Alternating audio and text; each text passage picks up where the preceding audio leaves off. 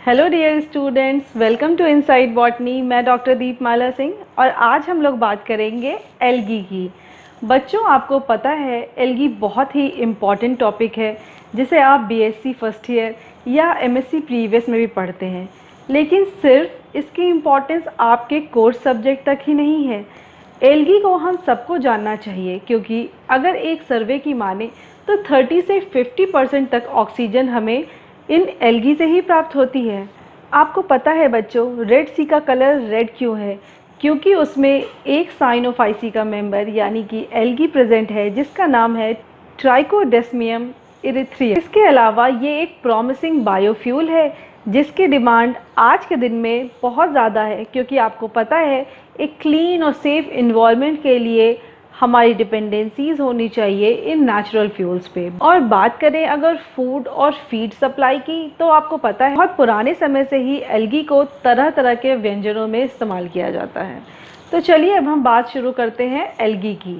आपको पता है एल्गी को हम जिस ब्रांच के अंदर पढ़ते हैं उसको फाइकोलॉजी कहते हैं, क्योंकि फाइकोस एक ग्रीक वर्ड है जिसका मतलब है एल्गी और लॉजी आपको पता ही है स्टडी करना।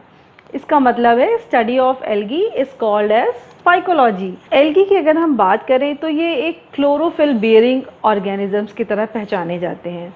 एल्गी की इम्पॉर्टेंस पिगमेंट स्टडी के लिए भी बहुत ज़्यादा है क्योंकि इसमें लगभग क्लोरोफिल के ABCDE सारे ही फॉर्म मौजूद हैं।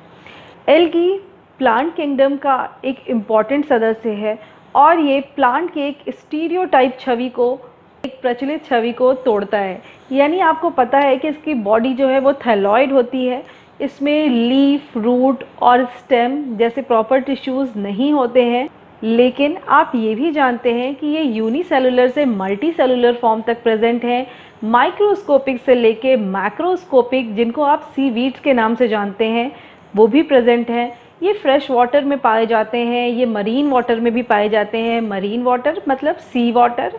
तो अगर हम जनरल कैरेक्टर्स की बात करें एल्गी में, तो जैसा मैंने आपको अभी बताया कि ये एक थैलॉइड स्ट्रक्चर है, क्लोरोफिल बियरिंग है। लेकिन इसमें इम्पॉर्टेंट ये भी है कि ये सिर्फ ग्रीन कलर का नहीं है, यानी ये मल्टी कलर्स में पाए जाते हैं। इसमें क्लोरोफिल के अलावा बहुत सारे ऐसे पिगमेंट मौजूद हैं जो इनको अलग अलग कलर प्रोवाइड करते हैं। तो एल्गी को हम उनके कलर के आधार पर भी क्लासीफाई कर सकते हैं। इसके बारे में हम बाद में बात करेंगे। अभी हम बात करते हैं कि एल्गी किस टाइप के सेल से मिलकर बना होता है। तो आपको जान के बहुत अच्छा लगेगा कि एल्गी में prokaryotic as well as eukaryotic दोनों ही तरह के सेल्स मौजूद हैं। यानी इसके कुछ फॉर्म्स ऐसे हैं जो माइक्रोस्कोपिक हैं और वो प्रोकैरियोटिक सेल्स के बने हैं, वो मोस्टली यूनिसेलुलर हैं, जबकि यूकैरियोटिक फॉर्म मोस्टली मल्टीसेलुलर है। तो कह सकते हैं कि साइनोफाइटा ही ऐसा डिवीज़न है एल्गी का जिसमें यूनिसेलुलर प्रोकैरियोट्स पाए जाते हैं। बात जब थैलस स्ट्रक्चर की हो ही रही है तो यहाँ हम बात करते हैं, अगर यूनिसेलुलर फॉर्म प्रेजेंट है तो वो मोटाइल भी हो सकता है और नॉन मोटाइल भी हो सकता है। मोटाइल का मतलब ये है कि उसमें चलने फिरने की कैपेसिटी होती है, यानी उसमें लोकोमोटरी कुछ ना कुछ ऑर्गन ज़रूर प्रेजेंट होगा। और ये लोकोमोटरी ऑर्गन क्या हो सकता है? फ्लैजिला हो सकता है। फ्लैजिला भी यहाँ दो तरीके के प्रेजेंट हो सकते हैं, विप्लैश एंड टेंसेल। विप्लैश जिसको हम लोग स्मूथ फ्लैजिला भी कहते हैं और टेंसेल थोड़ा हेयरी होता है। ये यूनिसेलुलर फॉर्म्स कॉलोनीज बना के भी रह सकते हैं, तो ज़रूरी नहीं है कि ये सिंगली रहें, ये कॉलोनीज बना के भी रह सकते हैं। और इनकी कॉलोनी को हम लोग 3 भागों में डिवाइड कर सकते हैं। इसे हम कह सकते हैं सिनोबियल, पामिलॉइड एंड डेंड्रॉइड। सिनोबियल, यहाँ पर कॉलोनी का शेप और साइज़ प्रिसाइज होता है, यानी डेफिनेट होता है। ये शेप और साइज़ और यहाँ तक कि नंबर ऑफ सेल्स भी इसमें परफेक्टली काउंटेड होते हैं। और इन सेल्स का अरेंजमेंट जो है वो भी क्या होगा? डेफिनेट होगा, तभी आपको ये एक खास शेप में दिखाई देते हैं। जैसे वॉल्वॉक्स की कॉलोनी आप देख सकते हैं जो कि एक सर्कुलर कॉलोनी है। इसके अलावा हाइड्रोडिक्टियन, जिसे हम वाटर नेट भी कहते हैं, पामिलॉइड टाइप की कॉलोनीज जो होती हैं, यहाँ पर शेप, साइज और नंबर कुछ भी डेफिनेट नहीं है। इस तरह से टेम्परेरी कॉलोनी है, जैसे कि पामिलॉइड स्टेज होता है टेट्रास्पोरा और क्लेमाइडोस्पोर्स में। इसके अलावा एफेनोथीका भी इसका एक अच्छा एग्जाम्पल है। इसके बाद जो नेक्स्ट कॉलोनी आती है उसको हम लोग डेंड्रॉइड कॉलोनी कहते हैं। डेंड्रॉइड कॉलोनी मोर और लेस एक माइक्रोस्कोपिक ट्री की तरह दिखाई देता है, यानी एक छोटा पेड़ जिसमें बहुत सारी पतली पतली शाखाएं निकली हुई हैं, जैसे हम लोग क्राइसोडेंड्रॉन में देख सकते हैं। हम एल्गी को फिलामेंटस फॉर्म में भी डिवाइड कर सकते हैं। तो अगर फिलामेंटस है तो वो ब्रांच्ड हो सकती है या अनब्रांच्ड हो सकती है। अनब्रांच्ड में जैसे स्पाइरोगाइरा है जो कि एक फ्री फ्लोटिंग एल्गी है, जिग्निमा है वो भी फ्री फ्लोटिंग एल्गी है, और कुछ अटैच फॉर्म जैसे यूलोथ्रिक्स है और ईडोगोनियम भी प्रेजेंट है। तो ये एक मल्टी सेलुलर टाइप हो गया। और अगर हम ब्रांच फिलामेंटस की बात कर रहे हैं तो इसको हम लोग दो भाग में डिवाइड कर सकते हैं, true branching and false branching. True branching जैसा कि क्लैडोफोरा, एक्टोकार्पस और पॉलीसाइफोनिया में देखने को मिल सकता है, जबकि फॉल्स ब्रांचिंग का यहाँ मतलब ये है कि ये सेल से ब्रांच नहीं हो रही है, बल्कि 2-3 फिलामेंट्स यहाँ पर कुछ इस तरीके से अरेंज है कि वो हमें ब्रांच जैसे दिखाई दे रहे हैं। For example Scytonema. इसके अलावा अगर हम साइफनस टाइप की बात करें, साइफन यहाँ पर क्या होता है, ब्रांचिंग तो हो सकती है लेकिन यहाँ पर सेल्स अलग अलग डिवाइड नहीं है। इसका मतलब ये एक सीनोसिटिक कंडीशंस को रिप्रेजेंट कर रहा है, जहाँ हमें ढेर सारे न्यूक्लियस एक साथ दिखाई देते हैं, जैसा कि वाउकेरिया में आप देख सकते हैं या फिर बॉट्रीडियम में भी ये देखा गया है। एल्गी के थैलस को हम पैरेन्काइमेटस और स्यूडो पैरेन्काइमेटस थैलस में भी डिवाइड कर सकते हैं। पैरेन्काइमेटस जैसे कि अल्वा, सारगैसम और फ्यूकस हैं, ये फ्लैट हैं, फोलियोज हैं, जबकि दूसरी ओर स्यूडो पैरेन्काइमेटस ये एक्चुअली पैरेन्काइमेटस नहीं है, लेकिन ये एक अपीयरेंस दे रहे हैं पैरेन्काइमेटस होने का। इसका मतलब है सेल्स यहाँ इतनी पास पास अरेंज हैं कि वो दूर से देखने में हमें पैरेन्काइमेटस लग रही हैं, जैसे कि बैट्रैकोस्पर्मम में हो सकता है या आप पॉलीसाइफोनिया में भी देख सकते हैं। अब हम बात करते हैं एल्गी के हैबिटेट्स की। तो ये मोस्टली ऑल पॉसिबल हैबिटेट्स पे पाया जाता है। हालांकि हम लोग इसे इस तरह पहचानते हैं कि ये पानी में ही पाया जाता है, यानी ये मोस्टली एक्वेटिक है, बट ये ट्रू नहीं है। वैरायटी ऑफ हैबिटेट शेयर करता है। अगर एल्गी एक्वेटिक है तो इसे हम डिवाइड कर सकते हैं फ्रेश वाटर और मरीन एल्गी में। फ्रेश वाटर फॉर्म जैसे कि आपको पता है यूलोथ्रिक्स, कारा, ये सब रनिंग वाटर में पाए जाते हैं, और जबकि स्टैग्नेंट वाटर यानी रुके हुए पानी में पाए जाने वाले जो एल्गी हैं वो है क्लेमाइडोमोनास, वॉलवॉक्स और हाइड्रोडिक्टियन, जो आपको वाटर पे एक ग्रीन लेयर की तरह दिखाई देते हैं। इसका मतलब यहाँ पर वाटर पे एक जो ग्रीन लेयर रुके हुए पानी पे दिखाई देती है, इसको हम लोग स्टैग्नेंट वाटर कहते हैं। ये सब फ्रेश वाटर फॉर्म्स है। मरीन वाटर फॉर्म्स की अगर हम बात करें तो इसमें मोस्टली एक्टोकार्पस, फ्यूकस, ये बड़े जॉइंट एल्गी होते हैं।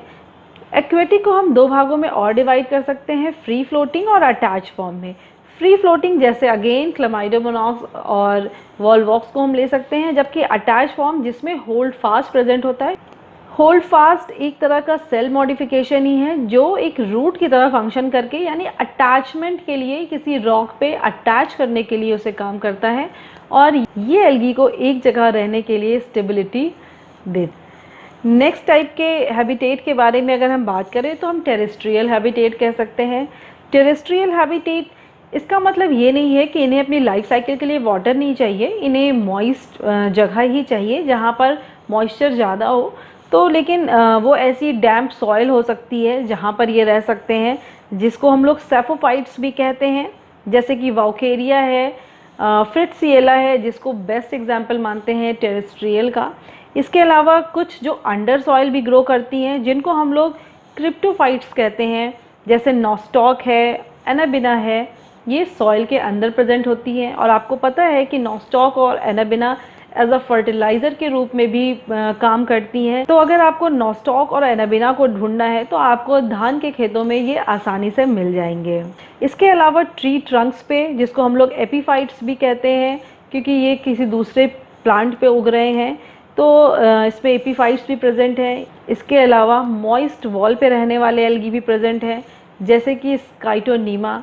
ये आपको अक्सर दीवार पे जो कुछ ब्लैकिश ग्रीन कलर के स्ट्रक्चर्स दिखाई देते हैं, इसमें मोस्टली स्काइटोनीमा और दूसरे इस तरीके के एल्गी हो सकते हैं। इसके अलावा जो नहीं भी सोचा जा सकता है, जैसे स्नो आइस यानी कि क्रायोफाइट्स भी प्रेजेंट हैं, जैसे रेफिडोनीमा, एनकाइलोनीमा एंड ग्लियोकैप्सा।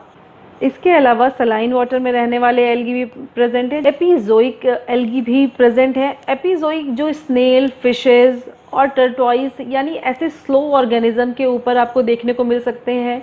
यहाँ तक कि स्लॉथ के हेयर्स पे भी ये ग्रो करते हैं। ये उनको फ़ायदा भी देते हैं क्योंकि इससे एनिमल्स जो हैं वो कैमोफ्लेज कर सकते हैं, यानी वो अपने एनवायरनमेंट में मिल सकते हैं और प्रेडेटर्स से बच सकते हैं। नेक्स्ट है एंडोजोइक, यानी एनिमल के अंदर रहने वाला, जैसे जूक्लोरेला जो एनिमल्स के अंदर पाया जाता है।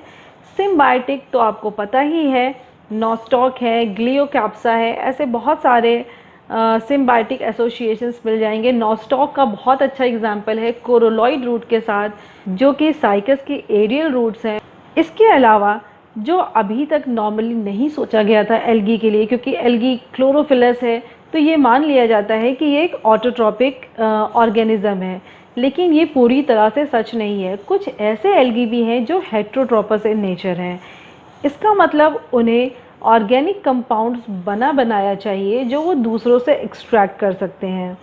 तो ये एल्गी कलरलेस हो सकते हैं या डिफरेंटली कलर्ड हो सकते हैं। तो अगर हम पैरासिटिक एल्गी की बात करें तो इसमें सिफेलियोरॉस का नाम सबसे पहले आता है, जो कि कॉजल ऑर्गेनिज्म है red rust of T and coffee का। इसके अलावा एक सेमी पैरासाइट भी प्रेजेंट है जिसको हम लोग पॉलीसाइफोनिया कहते हैं। और एक कलरलेस एल्गी आपको पता है प्रोटोथीका है, जो भी क्या है, एक हेट्रोट्रोपस एल्गी है। तो आज हमने एल्गी के जनरल कैरेक्टर्स के बारे में बात करी, उसके थैलस ऑर्गेनाइजेशन के बारे में बात की, हमने बात की कि वो कैसे हैबिटेट्स में पाए जा सकते हैं। तो आज के लिए बस इतना ही। नए वीडियो में हम नए टॉपिक के साथ मिलेंगे। Till then take care, bye bye.